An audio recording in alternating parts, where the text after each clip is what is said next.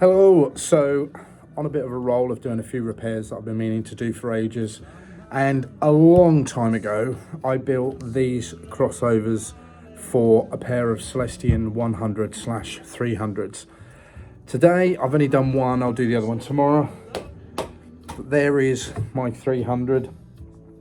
These had mashed in tweeters, split surrounds. They needed quite a lot of work. The cabinets, well, actually it's the other one, has a bit of a scratch on it that I'll get round to sorting at some point.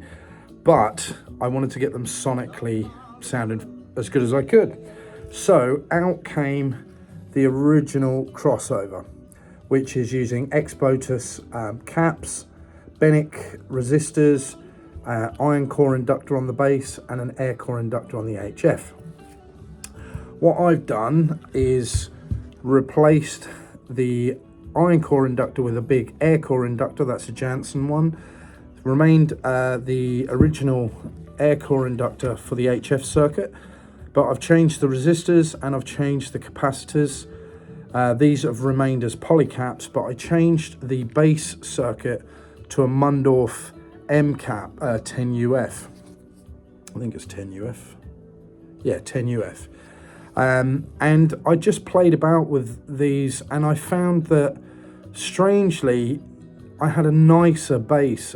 It was a bit softer. Maybe it's something to do with it being transmission line. Maybe it's something to do with the fact that these surrounds are not original anymore, but I settled on that.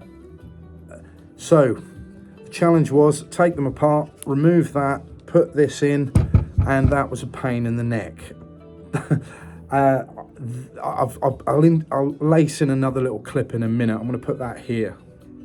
Okay, one pair of Celestion 300s in bits. Old crossovers out. Getting ready to put new crossovers in, and the dreaded foam just falling to bits. Luckily, I have some. But this stuff is really hard to get hold of, and it's absolutely imperative to the sound. So thank goodness I've got some, because that would bring this project to a grinding halt. Okay, get those in, put them all back together, see how they sound. A bit of a jump in time, crossovers in. There's my repaired 300 woofer with a single rolled surround. Nice tweeter. Gonna put it all back together again and see what this new crossover sounds like. So the problem is that foam, which is in SL, the only one it's not in is the original SL6. That's polyfill, that sort of polyester teddy bear stuffing material. But the SL6S, SI, 700, 700 SE, SL600, 600 SI, 300s, 100s. Oh, actually the Kingstons don't have it, but all the others have that funny wet foam that's pretty essential to how they sound. It's very difficult to get replacement stuff for, and I knew it as soon as I was going to take these apart. Sure enough, it degraded and fallen to bits. So bit of a clear up operation there. Get these out, put the new ones in, solder it all back into place. It doesn't take that long, but it was a bit of a pain with all the foam being degraded. So I had to go and find where I keep that foam, which yes, it's in the loft, and get that down, replace that, fire them up and see what they sound like. And again, when I've done the other one tomorrow, I'll let these run for a while. But just a note on the Celestion 300 in general, that was designed by our Martin Roberts, and he basically took the 100 and, through being fascinated by transmission line designs, made a transmission line version, if you like, of the 100, called it the 300, and they have got absolutely phenomenal bass. It's absolutely brilliant. I quite like the tight punchy bass of SL6S, so on and so on and so on. And yes, the 700 SE has more bass than those, and the Kingston has more bass than the 700, but none of them have the bass of this. Boy, do they drop down low, and they really can shake the room. Very, very entertaining, good fun sounding loudspeakers.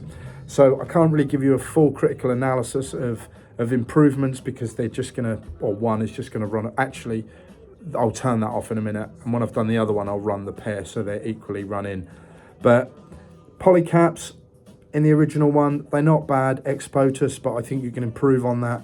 And these resistors, a lot of people moan about those and just say they're not really good enough. I didn't ever think any of the SL series sound bad. I love all of them, to be honest with you, but it does just go to show, and that's not, ignoring the inductor, but that's not that expensive to get those components. Why they've got the terminals on the end here is what I was using to voice them. So I was running the bare wires out the back, and then I can plug them in while the crossover's out of the cabinet and can swap around components. And I'm pretty happy with that. It was a bit of a ball ache, but these are now done as well, and all that remains to be done on those is a bit of cabinet work, really, which is not my forte, so I suspect they'll end up getting painted. Anyway, take care. I'll catch up with you soon.